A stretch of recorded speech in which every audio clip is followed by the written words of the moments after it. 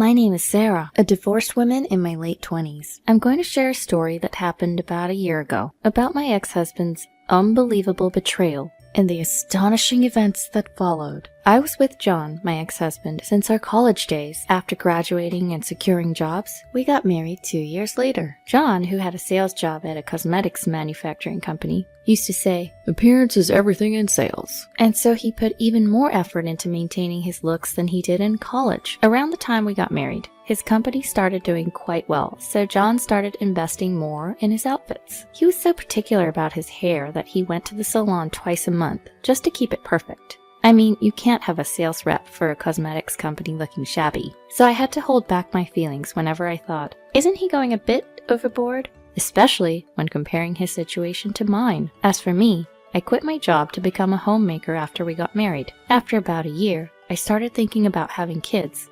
But John would always respond with, "We don't have enough money. It's just not possible right now," and was reluctant to agree. So I reluctantly started working part-time to convince him. I juggled 2 jobs, worked 5 days a week at both a gas station and a grocery store. It was exhausting, both physically and emotionally, to the point where I felt I might be busier than John himself. I couldn't even go to a hair salon often. Yet what kept me going was John's kindness that he expressed occasionally, once every 3 months or so. There were days when he would make a reservation for the both of us at the hair salon. We spend the whole day together, just being out on a date.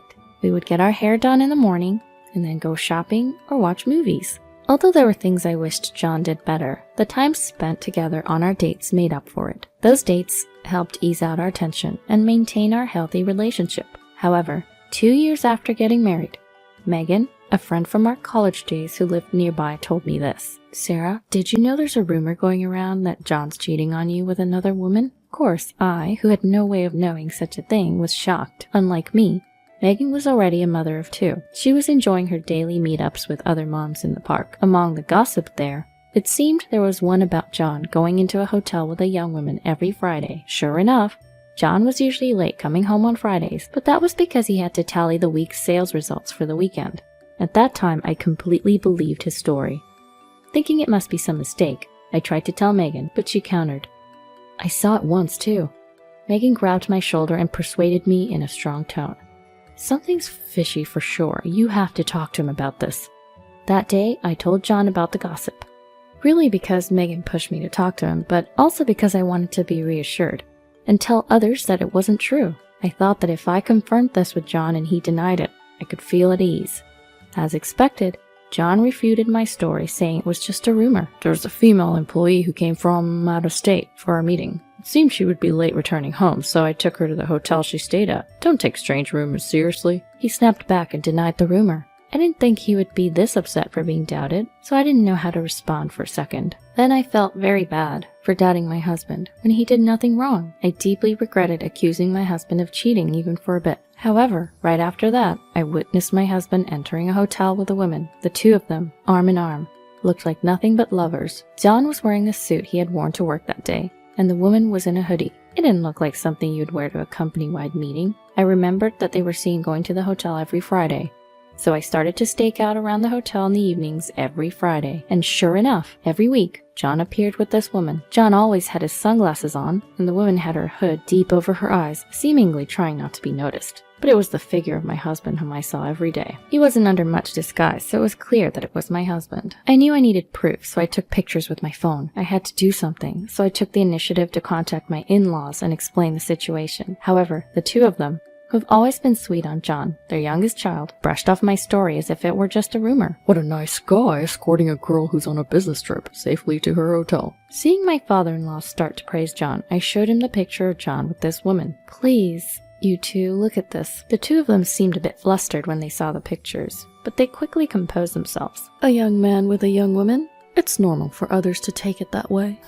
The mother-in-law laughed, and the father-in-law nodded in agreement. The fact that it's every week is strange, and no matter how many times I look at the woman's outfit, it doesn't look like she just left the office. Their reaction got on my nerves, so to prove my husband's infidelity, I decided to get some more solid proof. I knew John was careless. He often leaves his phone on the desk with all of his notifications on. Everything pops up on his screen. both the messages and its senders. I'd never thought about going through his notifications until now, but of course, it was different this time. I took a peek at his phone that was left on his desk as usual. "Looking forward to our beach trip on Friday night?" I was both shocked and dumbfounded.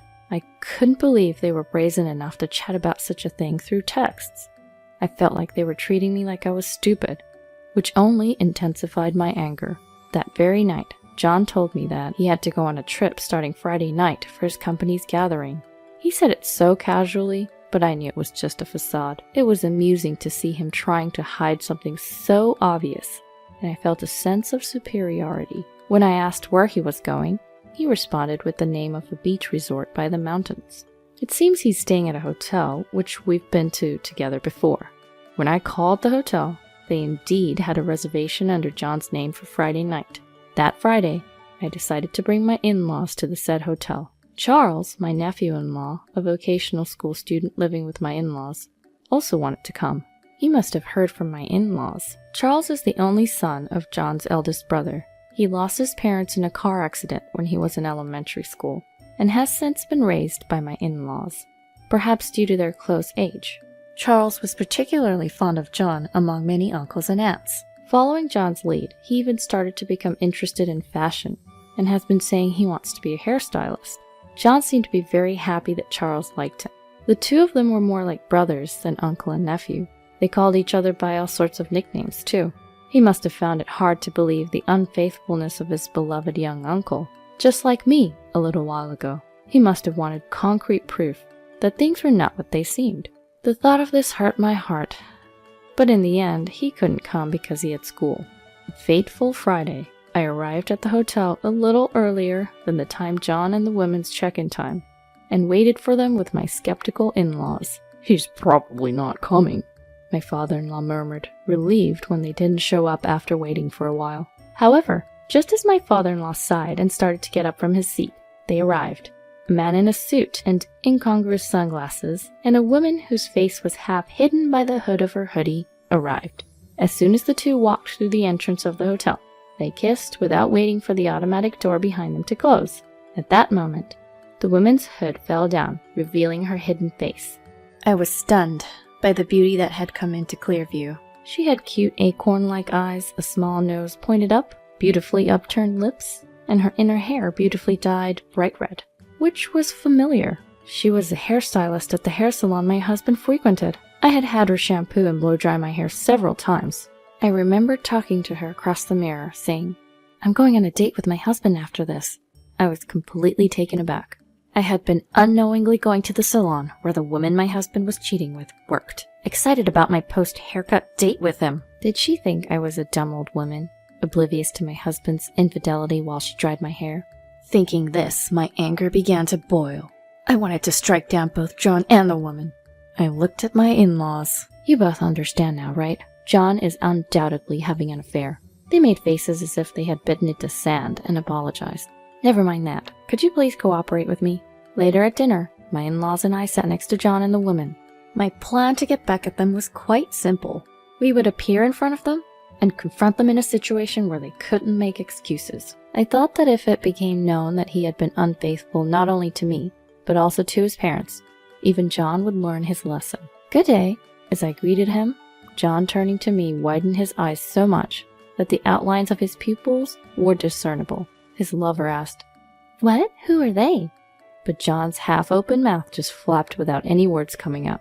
Anger surged in me again towards his mistress, who didn't even recognize me. I retorted in a sharp tone. "More like, who are you? A colleague from work?" For the first time, his mistress reacted and was taken aback. Seems like she finally recognized me.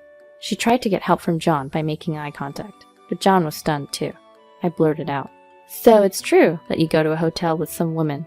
How could you be so bold and lie to me? You were actually cheating on me, and yet you got mad at me for doubting you. As soon as you guys entered here, you two were kissing. We saw it clearly." At this point, anger flared in John's eyes. He glared at me and said in a low voice, "Cheating? What do you mean?" He raised his voice. "So you're telling me it's all my fault? Shut up. You were so busy with your part-time job or whatever, and never bothered to dress well for yourself. You always look so shabby, and I can't be going out with someone like you." Spurred by my husband's counterattack, his lover suddenly became more energetic. By the way, are you his wife? I couldn't even tell at first glance because you look so shabby. Gosh, I even gave you a wonderful haircut at my place. How dare you talk to her like that? Finally, my father-in-law raised his voice. John, shut this girl up right now. And John, how dare you talk to your own wife like that? Shut up. That's how you make me the bad guy. Well, that's to be expected. Unlike my older brother and sister, I'm never good enough. You always made me take on extra classes because I was never talented. John, that's not right. Shut up, old hag.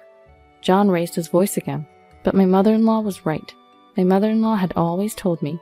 John's older brother and sister struggled in school, so we made John attend extra classes and tutoring, so he wouldn't have to struggle like his siblings. We did everything we could to make sure John didn't fall behind in school. He was showered with love, yet his view was skewed. After that, John continued to insult me and his parents, who tried to confront John, loudly calling them old man and old hag. All of you don't understand me and always put me down. That's why I couldn't stand it and went for a girl who understands me. What's wrong with that? Suddenly, John's phone rang. It was a call from someone. At first, John ignored it, but annoyed by the relentless ringing, he took out his phone to check it. Immediately, I could see the blood draining from John's face. Wondering what was wrong, I peeped at the screen to see a text. And just by looking at the text, I could tell his fury was flooding in like a demon. How dare you! Because of you, our reputation is ruined. What are you doing and where are you? Come to my office right now. For some reason, John's boss was furious. I had no idea what was going on. John's phone went off again. This time it seemed to be a call, and John answered in a flustered manner. Charles, it's not what you think it is. I can explain. He got a call from Charles. From the moment I confronted John, I had called Charles to let him hear everything that went down. Charles requested for me to do so. Charles' voice was loud enough for us to hear. No, I know just exactly what you did. I heard everything. I can't forgive you for all the rude things you said to your wife. And berating my grandpa and grandma. How dare you? Also, Ashley will get a call soon too. At Charles' words, John's mistress shuddered. Huh? How does Charles know John's mistress? She's getting a call? From whom? I wondered, but I soon learned why. I'm currently interning at a hair salon for school, and the owner of the salon's right here with me. He's been listening to everything. He said he's even contacted your boss, John. Yes, that's right. Charles is aspiring to be a hairstylist and attends a cosmetology school. The salon where he is interning turned out to be the one John frequents. In retrospect, I just remembered that Charles was the one who introduced the place to John.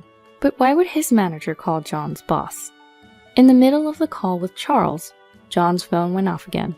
John hurriedly looked at his phone, which he held up to his ear. The call was from his boss, the same one from earlier. I'm so sorry. The first thing that John said when he put the phone back to his ear was a strained apology. However, the voice on the other end was just as furious as earlier. No apology will make up for this. You having an affair with a worker from the hair salon run by our CEO's older brother. I let you be in charge to handle business with that store, since your nephew happened to be interning there. But how dare you make a fool out of us? Our CEO's older brother said he will no longer buy our cosmetics or our shampoo products ever again. He said he'll spread the word to the people in the industry too. I was even more flabbergasted. Who would have thought that the hair salon was a business partner of John's company and its manager was the CEO's brother? But the most shocking revelation of the day was yet to come. That girl, she's engaged to the son of the CEO's older brother, right? Did you lay a hand on her knowing that? I was dumbfounded. The woman had been cheating with John, even though she was engaged to the son of her manager. To summarize, John had an affair with a girl that worked at the hair salon that Charles had introduced him. The place happened to be owned by the older brother of John's company's CEO. The hair salon was actually an important client for John. And even worse, the girl he cheated with was engaged to her manager's son. It was clear that this would cause trouble in many ways if people found out. The audacity of these people. John's mistress also got a call. Ashley, do you think it's okay to have an affair with your client? You're even engaged to my son. What did you say to his wife? You're fired right here now. Also, we're done dealing with that company's shampoo and cosmetics. Don't you and your man ever come here again. The frantic behavior of John and Ashley after that was something to behold. Both of them made numerous excuses and apologized over and over again on the phone, but it seemed to no avail. In the end, John turned beet red and Ashley left the hotel sobbing. I heard later that Charles, when he heard about John's affair, immediately suspected it was Ashley. So he consulted with the salon manager, and they both kept an eye on the situation here. After that, I divorced John. At first, he said, "I don't need you anyway." But after Ashley told him she had been fired because of him, he turned around and started pleading with me. "Don't divorce me. You're all I have," he said, but I cut him off without a second thought. And now, I've become a full-time employee at the grocery store where I worked part-time, and I'm studying to become the manager here. I owe it all to my years of dedication as a part-time worker. I don't need to rely on John's income anymore. By the way, I hear that John's sales performance has deteriorated rapidly since he lost the deal with that beauty salon. The rumors spread at his workplace, so I'm sure it affected John. According to Charles, John quit the company voluntarily. He was either encouraged to resign or felt uncomfortable staying at his workplace. After graduating from his cosmetology school, Charles got a job at that hair salon. Now I am his regular customer. Although, he being a novice hairstylist cannot yet handle real customers, so he practices on me by cutting my hair. "It's practice, so it's free," Charles says, but I feel bad about that, so I pay at least half the actual price. To be honest, Charles occasionally asks me out on dates, but I want to prioritize my work and my own time for now, so I've politely turned him down.